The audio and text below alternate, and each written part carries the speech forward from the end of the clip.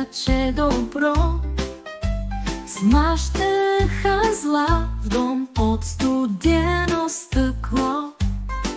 С две сестри доведени, жестоки и зли, тя чистела всичко от мрак до зори.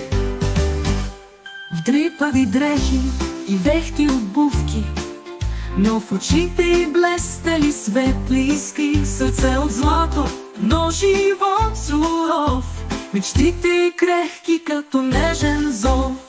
Принцът поканил на бал в палата, целият град се стекал злата. Да пее пеляшка с прах покрита и бледа, не вярвала, че може да стане звезда. Тогава се случило чудо безкрайно, кръстницата й дошла в час потаен, с магическа пръчица и с думи добри превърнала всичко в бляскави вещи.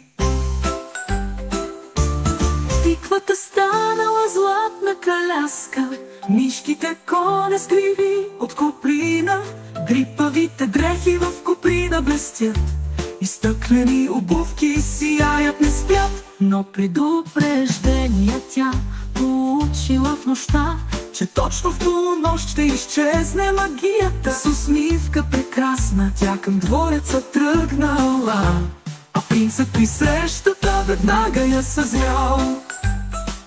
Цяла нощ танцували без думи и страх, но часовникът звъннал в златния прах.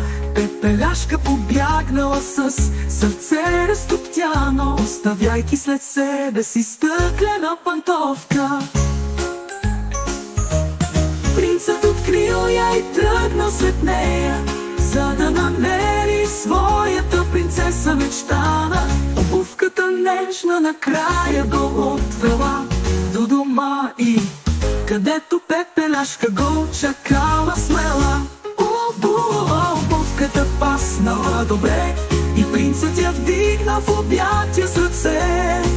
Така завършила приказка с любов, пепеляшка намерила своето щастие ново.